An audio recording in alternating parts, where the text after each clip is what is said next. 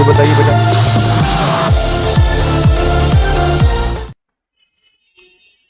चलिए, तो आज हमें एक नए चैप्टर की शुरुआत करनी थी। लास्ट क्लास में हमारा चैप्टर कंप्लीट हो गया था, तो आज हमें एक नया चैप्टर, देखिए चैप्टर की शुरुआत करने से पहले आपको बता दूं मैं कि हम इनकम टैक्स पढ़ रहे हैं बच्चों, इनकम टैक्स। और जो इनकम पे टैक्स लगेगा उसे हम इनकम टैक्स कहेंगे। तो सर इसमें इनकम कितने टाइप की है? तो इसमें सबसे पहली इनकम होती है इनकम फ्रॉम सैलरी।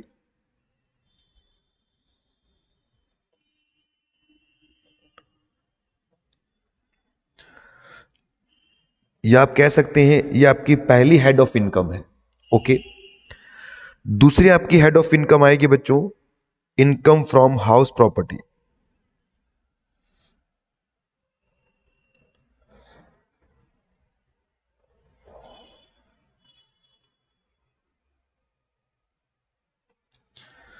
तीसरी हेड ऑफ इनकम जो आएगी आपकी वो आएगी income from business and profession.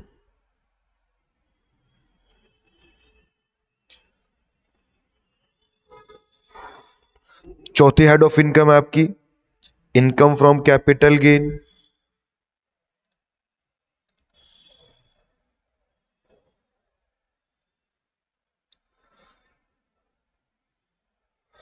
और सबसे लास्ट हेड जो इनकम आपकी वो है इनकम फ्रॉम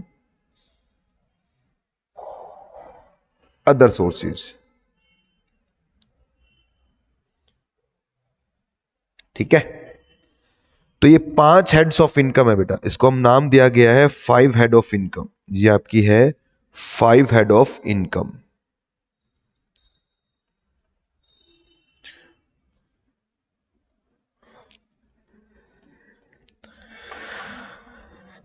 अगर हम सिलेबस की बात करें तो आपके सिलेबस में जो इनकम टैक्स वाला हिस्सा है 50 मार्क्स का जो इनकम टैक्स है आपका, उसका 60-70% यहीं से पूछेगा। तो ये जो 5 हेड है ये मोस्ट इंपॉर्टेंट है एग्जाम पॉइंट ऑफ व्यू से। इसका मतलब आपका 30-40 के जो एमसीक्यू हैं वो इन्हीं 5 हेड से पूछे जाएंगे। ये 5 हेड ऑफ इनकम है बच्चों, 5 तरीके से हम भारत में इनकम अर्न कर सकते हैं। तो इनमें सबसे पहला हेड हम स्टार्ट कर रहे हैं, ठीक है ना। हम सबसे पहला हेड स्टार्ट करने जा रहे हैं आज। और एक्सक्यूज मी सर। हाँ जी, सर कल क्लास ली थी क्या आपने? हाँ जी हुई, तो खत्म कर दिया ना चैप्टर अपना। सर वो अपलोड नहीं हुई है ऐप पे, प्लीज आप अपलोड करा दीजिएगा। ठीक है ठीक है,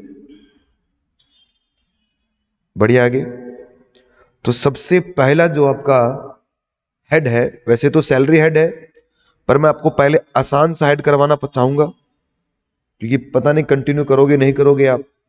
तो सबसे छोटा हेड बोले हम 5 हेड की इनकम में, तो सबसे छोटा हेड है वो आपकी इनकम फ्रॉम हाउस प्रॉपर्टी का हेड है।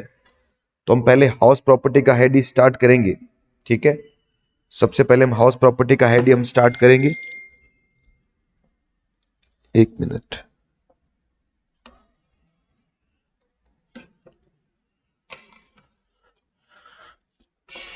एक मिनट रुकना बेटा।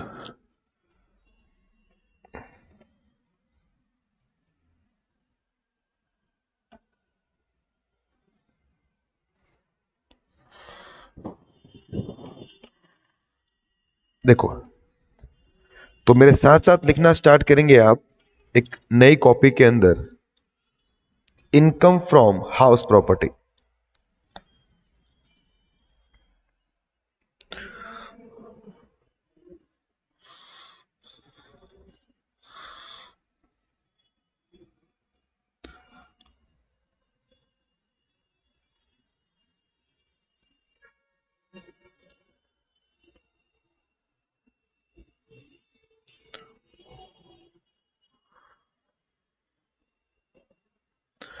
पहले हम इस हेड के बारे में बात करते हैं कि ये हेड है क्या। देखिए बच्चों कि मेरे पास एक हाउस प्रॉपर्टी है जिसको मैंने रेंट पर दिया है, हाउस प्रॉपर्टी को रेंट पर देने से मुझे कुछ इनकम हो रही है, तो वो इनकम कौन सी होगी? Income from house property. अच्छा सर, इसका मतलब हाउस प्रॉपर्टी की इनकम को टैक्स करने के लिए आपके पास पहले क्या होनी चाहिए? एक हाउस प्रॉपर्टी, ठीक है। और मैंने इस हाउस प्रॉपर्टी को क्या किया है? रेंट पर दिया है, ठीक है। मान लो एक मिस्टर एक्स है जो मेरे टेनेंट है, मतलब मेरे किराएदार हैं, मैंने इसको ये हाउस प्रॉपर्टी रेंट पर दिया। मैं हूं मिस्टर पवन, ठीक है। तो टेनेंट मुझे क्या करेगा? रेंट पे करेगा। तो ये मुझे क्या पे करेगा बेटा? रेंट पे करेगा। तो ये जो रेंट मेरे हाथ में आ रही है बच्चों, ये क्या होगी? मेरी इनकम होगी। और कौन सी इनकम होगी? Income from house property. Shortcut में इसको IFHP बोलते हैं, ठीक है। अच्छा सर, इसका मतलब एक चीज तो समझ में आई हमें कि इनकम फ्रॉम हाउस प्रॉपर्टी जो आपका है वो किसके हाथ में टैक्सेबल है? ओनर के हाथ में। जो भी प्रॉपर्टी का ओनर होगा उसको इनकम फ्रॉम हाउस प्रॉपर्टी पर टैक्स देना पड़ेगा, ठीक है। ओके सर, अब ये जो इनकम फ्रॉम हाउस प्रॉपर्टी है बच्चों, जो हमारा सेकंड हेड ऑफ इनकम है, जो हमारा second of head of income है, इसमें हमें कितने सेक्शन पढ़ने वो बता रहा हूं आपको मैं। हाउस प्रॉपर्टी, इसमें हमें कुल मिलाकर under section 22, under section 23, under section 24, under section 25, under section 26 और अंडर सेक्शन 27, ये इतने सेक्शन हमें कंप्लीट करने हैं, ठीक है। तो सेक्शन 22 से लेकर सेक्शन 27 तक आता है हमारा इनकम फ्रॉम हाउस प्रॉपर्टी। अच्छा, तो इसमें अगर मैं यहां लिखूं मैं, तो ये अंडर सेक्शन 22 से लेकर अंडर सेक्शन 27 तक क्या रहेगा आपका? Income from house property. वैसे एक सेक्शन और भी है, अंडर सेक्शन 25A। वो ए मैं 25 में ही कवर कर रहा हूं, इसलिए मैंने इसको अलग से नहीं लिखा। तो ये आपको पढ़ने हैं टोटल मिला के, ठीक है। ये आपको लिखने की जरूरत नहीं थी, आपको सिर्फ बताने की कोशिश की मैंने आपको। तो आइए शुरुआत करते हैं सबसे पहले अंडर सेक्शन 22 की इनकम फ्रॉम हाउस प्रॉपर्टी में। तो सबसे पहला सेक्शन है बच्चों हमारा अंडर सेक्शन 22। ये चार्जिंग सेक्शन है बच्चों। किसका चार्जिंग सेक्शन है आपका? इनकम फ्रॉम हाउस प्रॉपर्टी का ये चार्जिंग सेक्शन है, ठीक है। तो हमारी जो इनकम फ्रॉम हाउस प्रॉपर्टी है उसका ये आपका चार्जिंग सेक्शन है।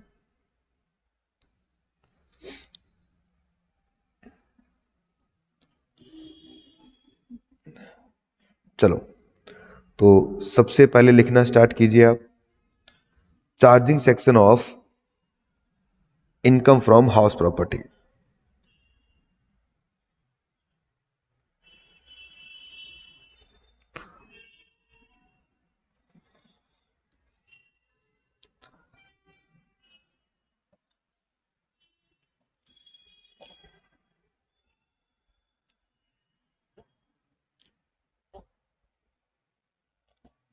ठीक है, तो इनकम फ्रॉम हाउस प्रॉपर्टी का चार्जिंग सेक्शन हम पढ़ने जा रहे हैं बच्चों। बहुत ही आसान और बहुत ही एक सिंपल सा एक चैप्टर है ये, ठीक है।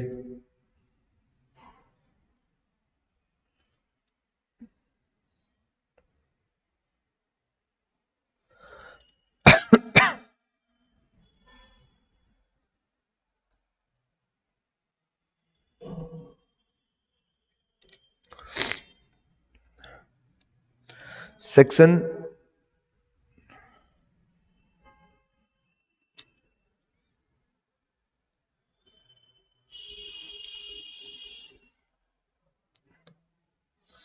एक मिनट होल्ड करना बेटा।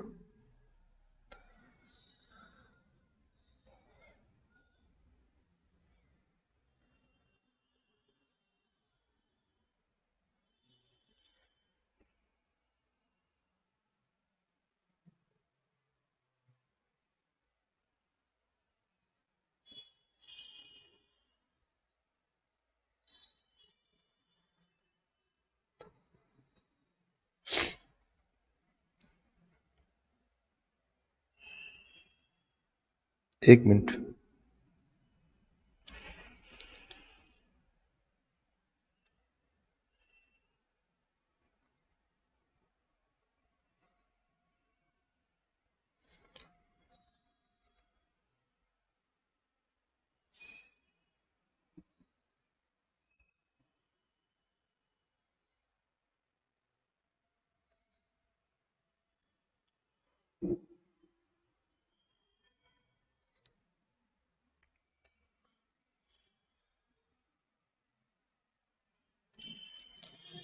चलिए, सेक्शन 22 क्या क्या बात करता है उसकी बात हम कर रहे हैं। देखिए सेक्शन 22 क्या बोलता है इनकम फ्रॉम हाउस प्रॉपर्टी के लिए। सेक्शन 22 कहता है सीधी सी बात कि अगर कोई भी इनकम, लिखना, इसके दो पार्ट हैं। पार्ट वन क्या बोलता है? पार्ट वन ये बोलता है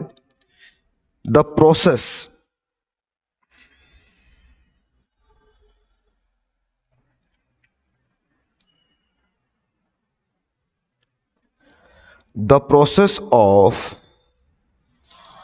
कंप्यूटेशन। देखिए बच्चों, इनकम को कंप्यूट किया जाता है, कैलकुलेट नहीं किया जाता, इसलिए वर्ड कंप्यूटेशन यूज करते हैं अपन। Of income, the process of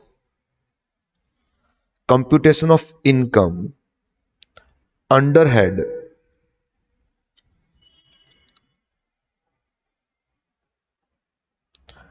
under the head income from house property, income from house property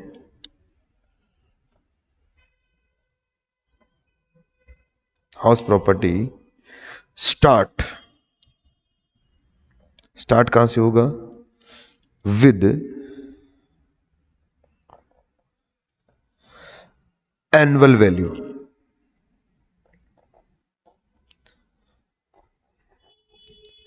और इस एनुअल वैल्यू को अंडर सेक्शन 23 में डिफाइन किया गया है। ठीक है, कि मतलब income under the head house property को अगर आपको कैलकुलेट करना है तो सबसे पहले क्या करना पड़ेगा? आपको एनुअल वैल्यू फाइंड आउट करनी पड़ेगी। तो प्रॉपर्टी की आपको एनुअल वैल्यू फाइंड आउट करनी पड़ेगी। तो एनुअल वैल्यू कैसे निकलेगी बच्चों? सेक्शन 23 में बताया गया है एनुअल वैल्यू कैसे निकलेगी। तो देख सेक्शन 23 में जाएंगे तब हम देखेंगे। इसका सेकंड पार्ट क्या है? सेकंड पार्ट बोलता है द एनुअल वैल्यू, जो आपने कैलकुलेट की होगी सेक्शन 23 में, जो एनुअल वैल्यू है आपका ऑफ एनी प्रॉपर्टी,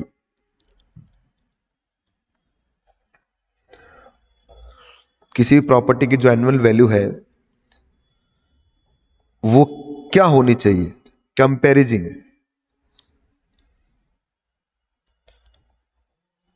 कंपैरिजिंग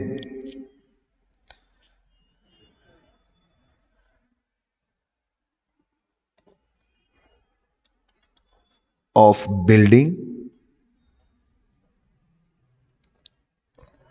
और लैंड अपॉन देयर टू।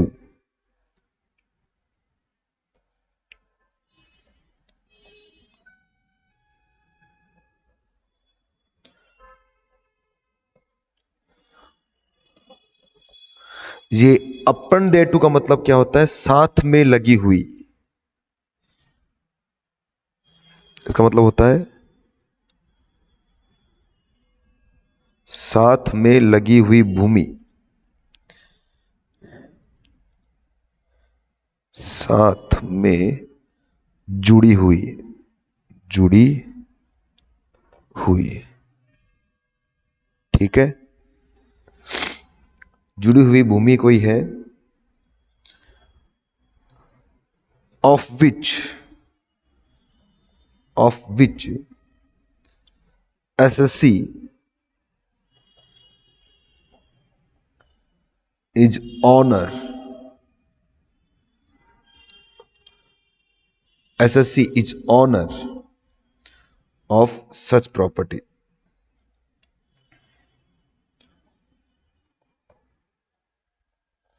दो बातें, यही है सेक्शन 22 बेटा।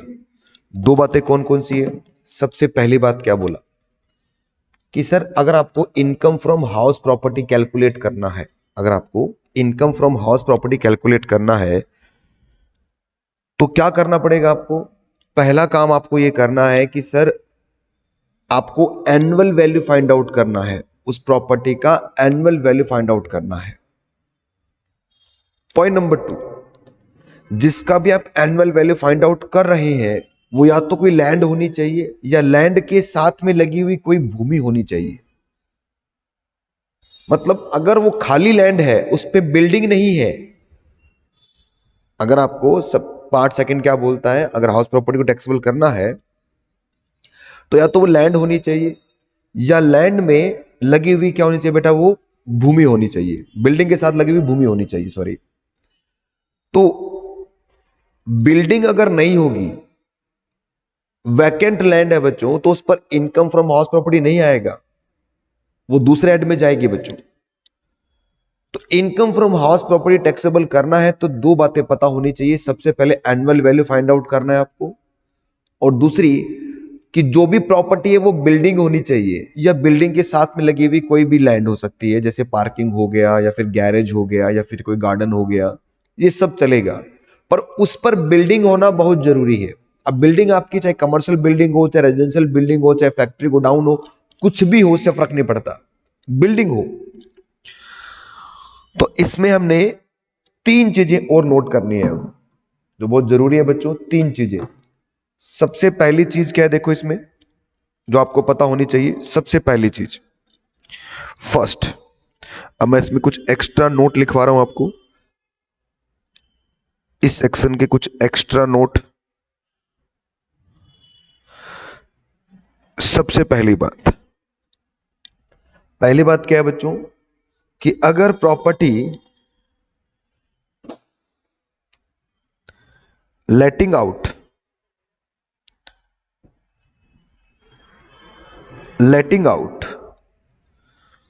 वैकेंट लैंड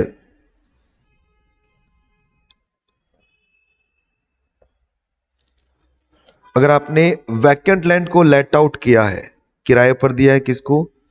वैकेंट लैंड को, तो क्या होगा बच्चों? वैकेंट लैंड को किराए पे दोगे तो क्या होगा? ये टैक्सेबल होगा इनकम फ्रॉम अदर सोर्सेज,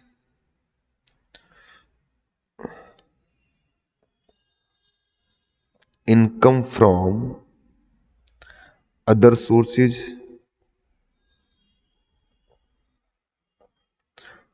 या फिर और income from business and profession, दोनों में से कोई एक।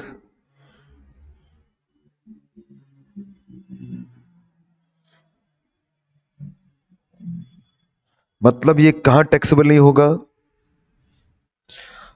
नॉट टैक्सेबल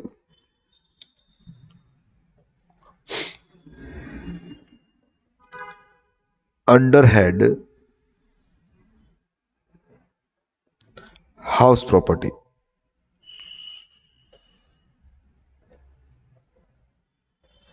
ये हाउस प्रॉपर्टी में टैक्सेबल नहीं होगी।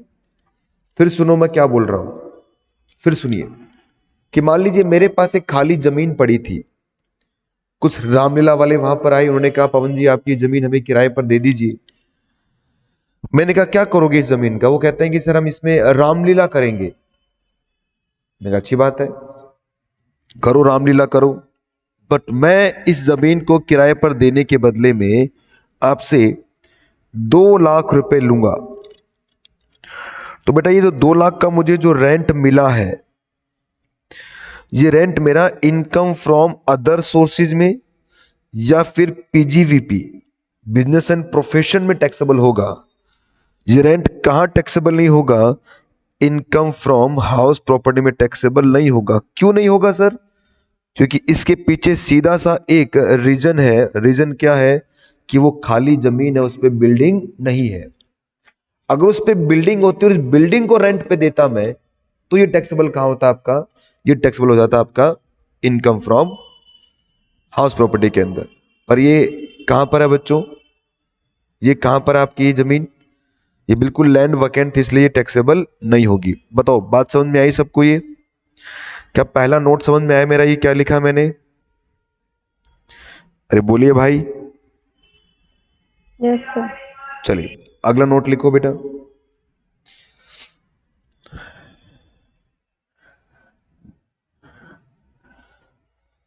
Following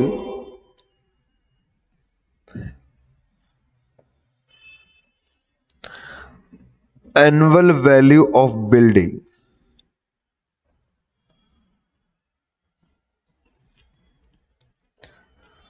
not taxable under house property.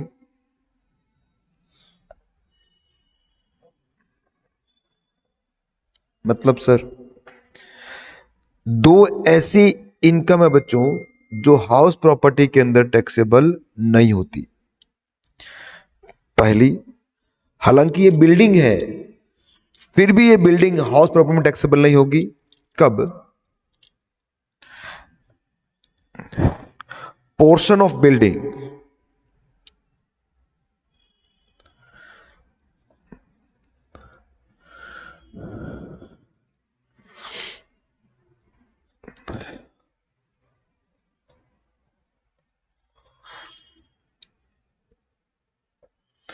occupied, portion of building occupied by SSC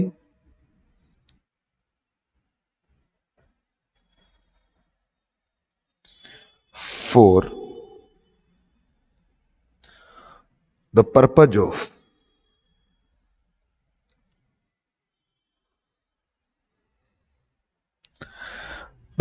of business and profession।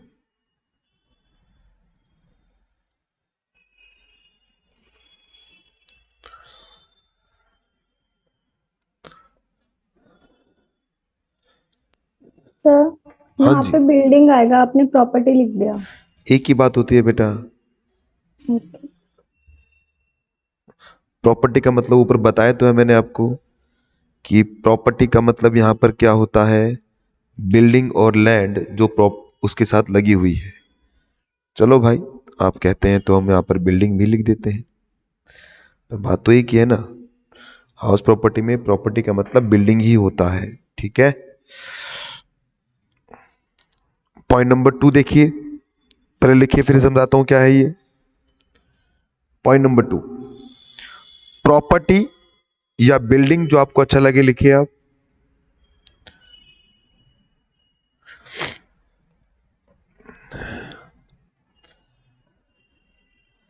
Of an SSC, property of an SSC engaged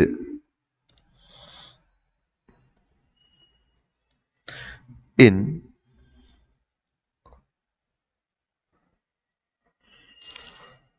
business of letting out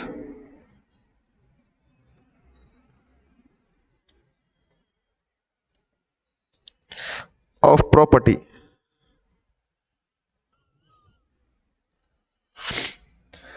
ये दोनों income कौन कौन सी? ये दोनों की दोनों इनकम, ये दोनों इनकम बच्चों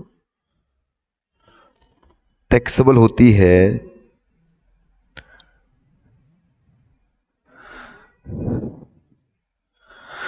under head business and profession.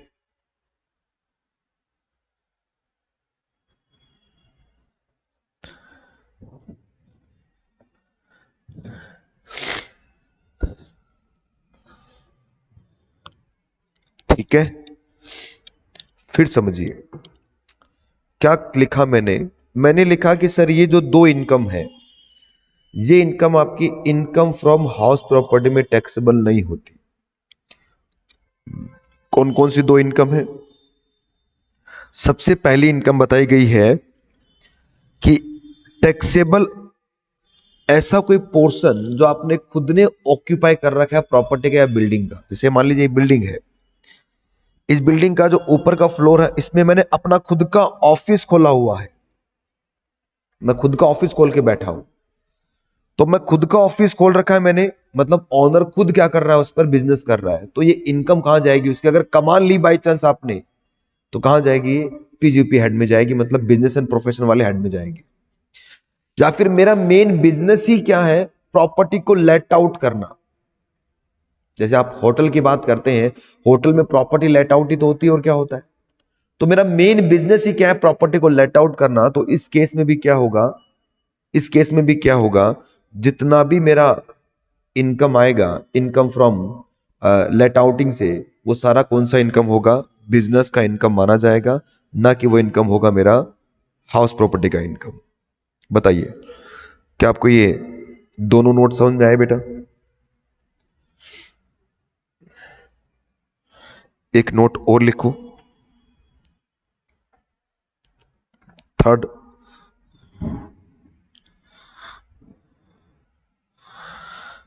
अब यहां प्रॉपर्टी का मतलब क्या है, फिर से लिखवा दूं क्योंकि आपको एक थोड़ा डाउट आया था, इसलिए मैं लिख देता हूं।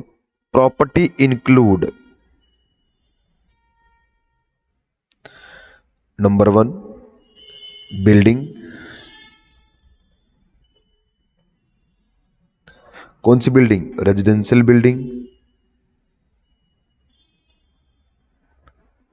Commercial building,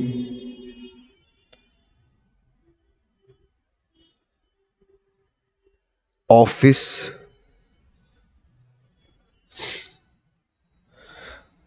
shop,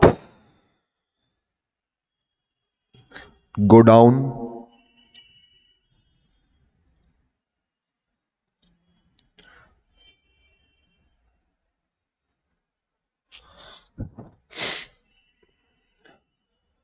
etcetera. ये सब आएंगे बच्चों, चाहे वो बिल्डिंग हो, चाहे वो कॉम्प्लेक्स हो, चाहे वो मॉल हो, चाहे वो आपका ऑफिस हो, चाहे वो शॉप हो, चाहे रेजिडेंशियल बिल्डिंग हो, कमर्शियल बिल्डिंग हो, ये सब प्रॉपर्टी मानी जाती हैं। और अगर आपने इनको किराए पर दिया है, तो वो जो रेंट आपको मिल रहा है, वो रेंट कहां टैक्सेबल होगा? इनकम फ्रॉम अदर सोर्सेज में taxable, sorry, income from house property taxable हो जाएगा। ठीक है बच्चों, बढ़े आगे। अब मैं आपको अंडर सेक्शन 23 पे लेके चलता हूं। ठीक है, ये सेक्शन 22 की नोट थे हमारे।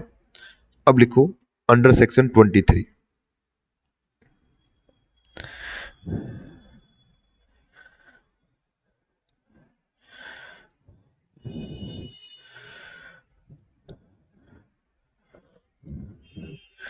ये मेन सेक्शन है बेटा, अंडर सेक्शन 23 जो आपका है, ये मेन सेक्शन है। ध्यान से समझना, सेक्शन 23 क्या बोलता है।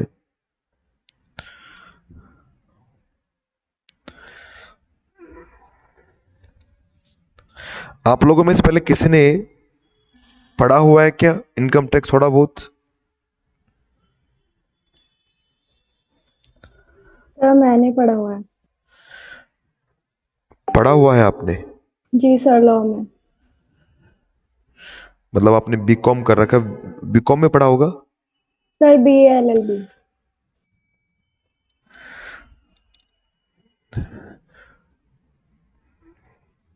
अच्छा, सोनल ने भी पढ़ा हुआ है और सैली ने भी पढ़ा हुआ है, दोनों ने पढ़ा हुआ है आप लोगों ने। तो अब जो हम पढ़ने जा रहे हैं बच्चों, ये प्रोफेशनल लेवल पे पढ़ा रहा हूं आपको मैं।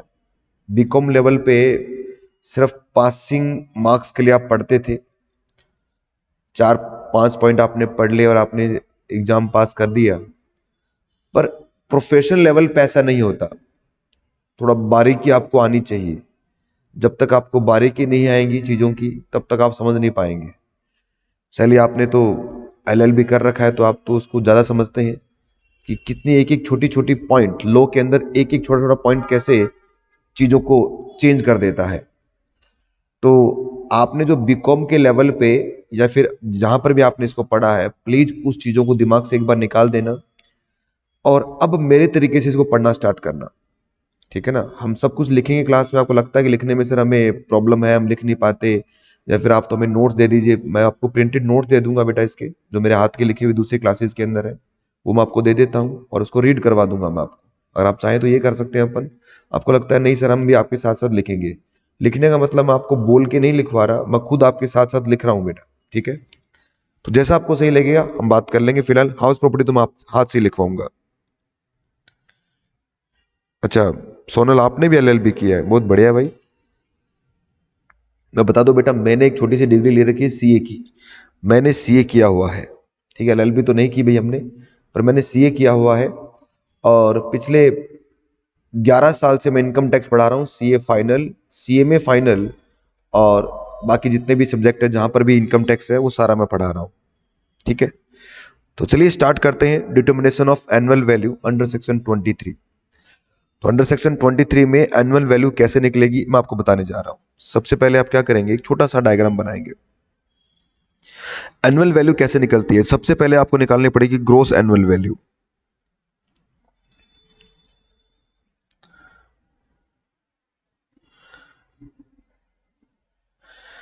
आपको सबसे पहले ग्रोस एनुअल वैल्यू निकालनी पड़ेगी और उसमें से आप माइनस करोगे म्युनिसिपल टैक्स।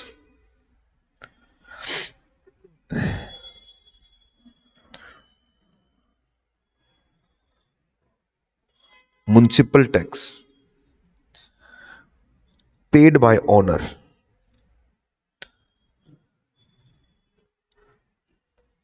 अगर म्युनिसिपल टैक्स ओनर ने पे किया है तो उसमें से माइनस कर दीजिए आप। ये जो आएगा उसे हम कहते हैं एनुअल वैल्यू। ये है वो एनुअल वैल्यू जो सेक्शन 22 के अंदर डिफाइन किया गया था, है ना। तो सेक्शन 22 के अंदर लिखा हुआ था ना जो एनुअल वैल्यू, तो ये है वो एनुअल वैल्यू बच्चों जो मैंने अभी आपको बताई है। तो कैसे निकलता है ये, सबसे पहले एक ग्रोस एनुअल वैल्यू होगा। इसको प्यार से हम क्या बोलते हैं, ग्रोस एनुअल वैल्यू को हम प्यार से बोलते हैं जीवी। ग्रोस एनुअल वैल्यू को हम प्यार से जीवी बोलते हैं। उसमें से म्युनिसिपल टैक्स आप माइनस कर दीजिए। जैसे आप म्युनिसिपल टैक्स माइनस कर देंगे तो क्या हो जाएगा बच्चों, ये एनुअल वैल्यू निकल के आ जाएगा। चलिए अब थोड़ा सा अपने दिमाग को विजुअलाइज कीजिए मेरे साथ साथ। समझिए कि आपके पास एक हाउस प्रॉपर्टी है। सोचिए कि आपके पास एक मकान है बच्चों जिसको आप रेंट पे देते हो। आपने इसको रेंट पर दिया तो आपको जो रेंट मिलेगा, जो भी रेंट आपको मिलेगा वही तो आपके हाथ में टैक्सेबल होगा। हाँ सर, क्या ये जरूरी है कि ये मकान पूरे 12 महीने ही रेंट पर लगा रहे? हो सकता है सर 1-2 महीना बीच में खाली हो गया वो मकान, किराएदार छोड़ के चला गया। क्या ये जरूरी है कि आपको पूरे 12 महीने का रेंट मिले ही मिले? हो सकता है किराएदार ऐसा था जो आपका 1-2 महीने का रेंट उसने नहीं दिया, अनरिलाइज रेंट हो गया, आपका रेंट डूब गया। क्या ये जरूरी है कि आपको रेंट को, मतलब हाउस प्रॉपर्टी को रेंट पे देने के लिए आपके पास अलग से हाउस प्रॉपर्टी होनी चाहिए? लोग तो क्या करते हैं बेटा, नीचे वाले हिस्से में तो खुद रहते हैं, ऊपर वाले हिस्से को रेंट पे दे देते हैं। तो बहुत सारी चीजें आपके दिमाग में चलेंगी कि सर जितने भी परमुटेशन कॉम्बिनेशन बन सकते हैं हम बनाएंगे हम। कि अगर आपने एक भी दिन रेंट पे नहीं दिया तो क्या होगा, कुछ महीने रेंट पे था, कुछ महीने रेंट पे नहीं था तो क्या होगा, प्रॉपर्टी कुछ समय तक रेंट पे थी, कुछ समय आपने सेल्फ ऑक्यूपाइड कर ली तो क्या होगा, पूरे 12 महीने रेंट पे थी तो क्या होगा, रेंट डूब गया तो क्या होगा, एक प्रॉपर्टी का एक हिस्सा आप खुद रहते थे, एक को आपने रेंट पर दे दिया तो क्या होगा, या एक प्रॉपर्टी के 4 मालिक थे, चारों ने उसको रेंट पे दे रखा है। होता ना बहुत बार एक बिल्डिंग है उसमें 4 भाई खुद चारों का शेयर है तो क्या होगा। ये सारी बातें हमें इस चैप्टर से मिलेंगी बच्चों। तो एनुअल वैल्यू निकालते समय हमें बहुत सारी चीजें सोचनी है, पर इसको वन बाय वन जैसा भी आपके दिमाग में आएगा, किंतु परंतु अगरमच्छ मगरमच्छ सारे कवर करूंगा मैं। तो इसका मतलब हम यहां पर जो एनुअल वैल्यू सीखने जा रहे हैं उसमें सबसे पहले अब क्या करेंगे, हम प्रॉपर्टी के टाइप बनाएंगे। और सबसे पहला जो टाइप है, जो सबसे सिंपल टाइप है, वो बनाने जा रहा हूं बच्चों में। तो अब यहां पर मैं प्रॉपर्टी के टाइप बना रहा हूं।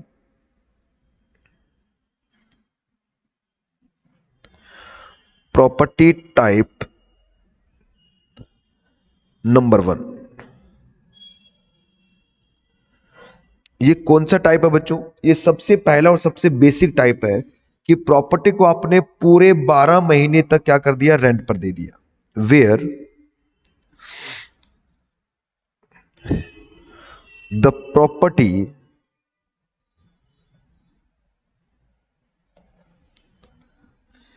is let out,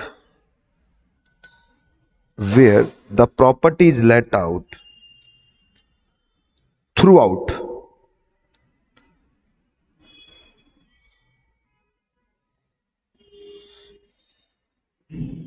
the previous year। हमारा प्रीवियस ईयर कौन सा है बेटा? हमारा प्रीवियस ईयर कौन सा है सर? 21 22। लो भाई, ये इसका सेक्शन का नंबर आप चाहो तो याद रखो, चाहो तो छोड़ दो।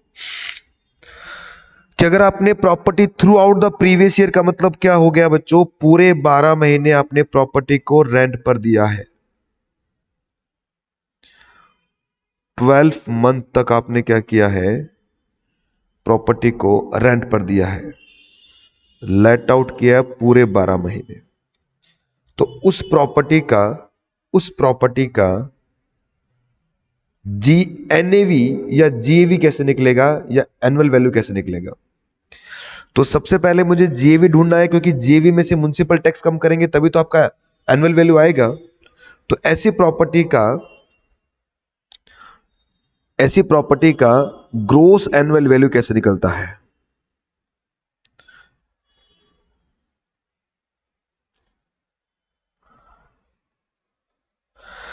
ये निकलता है बच्चों, ग्रोस एनुअल वैल्यू की जो कैलकुलेशन होती है ऐसी प्रॉपर्टीज की, इसमें सबसे पहली बात क्या देखनी है आपको?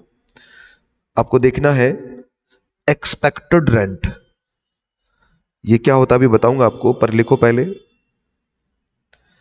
Expected rent. इसको हम प्यार से डिनोट करते हैं ईआर से।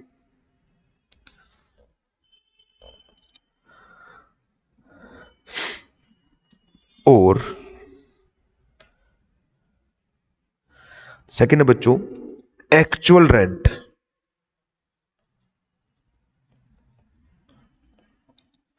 रिसीव्ड या रिसीवेबल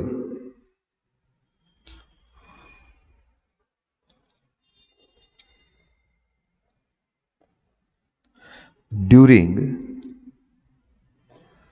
प्रीवियस ईयर। इन दोनों में से, इसमें से और इसमें से, इन दोनों में से जो भी हायर होगा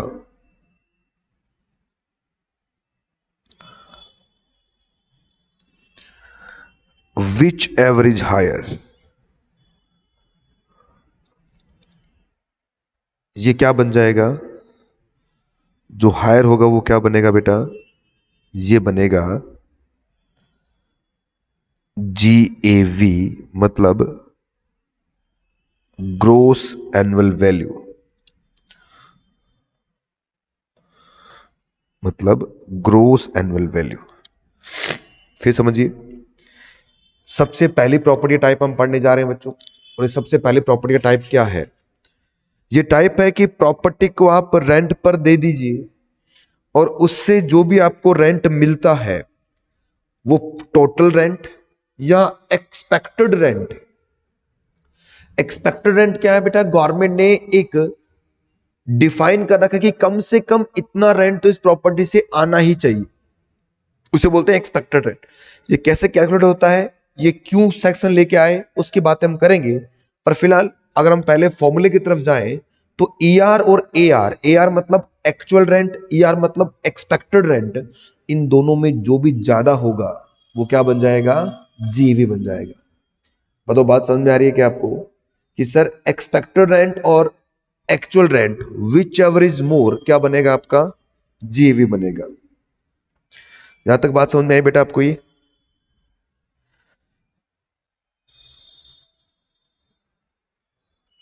तो प्रॉपर्टी नंबर 1 वो प्रॉपर्टी है जो पूरे 12 महीने आपने रेंट पर दी है, और इसमें जो भी आपका एक्सपेक्टेड रेंट और एक्चुअल रेंट इनमें जो ज्यादा होगा वो क्या बनेगा, जीवी बनेगा। एक्सपेक्टेड रेंट कैसे निकलता है, इसकी जरूरत क्या है, क्यों लेके आए, और आगे की जो प्रॉपर्टी के टाइप है वो हम पढ़ेंगे बेटा कल की क्लास में। तो आज की क्लास के लिए हम यहीं तक अपनी क्लास को रोकूंगा, इसको पढ़ेंगे हम अगली क्लास में। ठीक है, तब तक के लिए बाय बच्चों।